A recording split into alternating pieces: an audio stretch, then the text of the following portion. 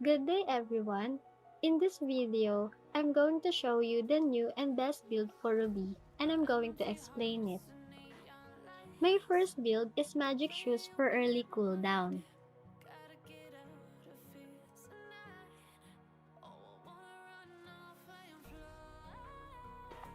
This is the full build if you only came for it, but I suggest that you stay watching for a detailed explanation.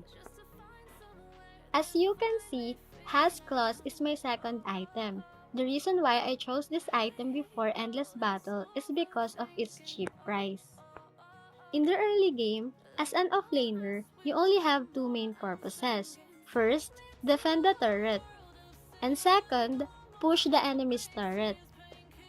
This is not a Ruby tutorial, so I will be focusing to Ruby's build, okay? But I actually made a Ruby tutorial. I will post the link in the description below. Back to what I'm saying, your main purpose as an offlaner is to defend your turret and to push the enemy's turret. And having an early good lifesteal is the best choice.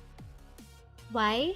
Because it will make you stay alive without going home. And I'm going to tell you new things which you might agree or disagree. I respect your opinion. The first reason why you should build Has Clause as your first main item is because it is cheap. It will take you longer to build Endless Battle. Not to mention that Endless Battle is more expensive than Boots plus Has Clause. If you manage to build Has Clause early, then you can clear the lane faster. You can go to jungle to get extra farm or roam in the mid to help gank the enemies. If no one is defending the enemy's turret, then you will have a better chance destroying it. All of those things I said might be harder to do if you build Endless Battle first. As we already know, the turret have a shield in the early game which can absorb 4,000 damage. Gold bonus will be granted to nearby enemy heroes according to the damage done to the shield. Each 10 points of damage will give 1 gold. Minions will deal fixed 50 points of damage to the shield. It means that if you get an early good damage, then you can destroy the turret faster. If you destroy the turret faster than your enemies, then you can roam in the mid lane. That will give you enemies a hard time, not to mention the bonus XP and gold to your team. This is my reference. I know that Endless Battle have also benefits like good mana regen in the early game, but for me, cheap item is better to build in the early game. Now let's move on. If you remember my build that I showed before, my third item is Queen's Wings. The big question is why? The answer is simple, because Ruby is not as tough as she used to be, which gives a good reason why you should build offensive and defensive alternately. I recklessly attacked them because I thought Angela got my back, lol. Do you know that Has Claws and Queen's Wings is the best item combo? Both items have a unique passive which triggers when your HP is less than 40%. The total benefits of those two unique passive is 50% additional physical lifesteal plus 40% damage reduction. This is a great item and can save you in many cases. The fourth item is Endless Battle.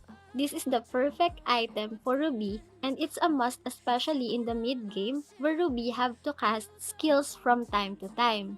What I mean is, Ruby needs mana regen so she don't have to go home. This is also the best item for Ruby because of its all-in-one benefits, additional HP which increases Ruby's durability, cooldown, damage, mana regen, and especially movement speed.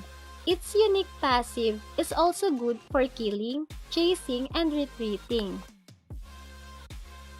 The reason why I didn't chase him and use my ultimate is because it's too risky. I don't know if his ultimate is available or not.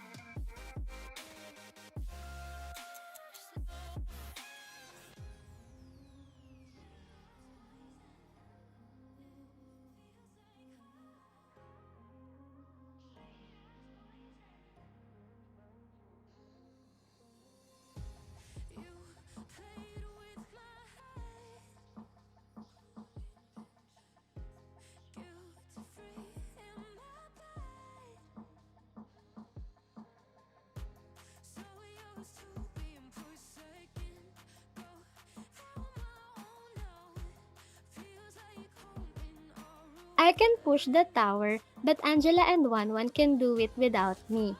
I have to defend my turret, so Chu won't be able to roam freely.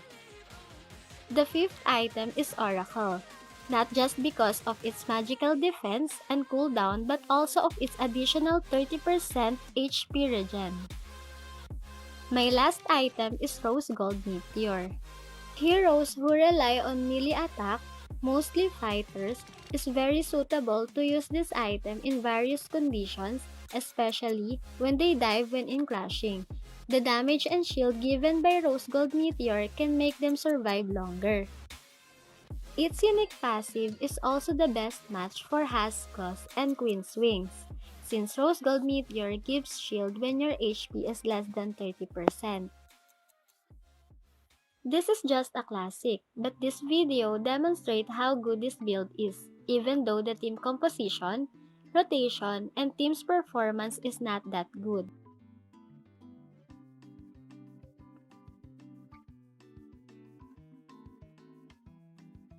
And that's all of my explanation for my build. I hope you keep watching and see it for yourself if this build is worth building.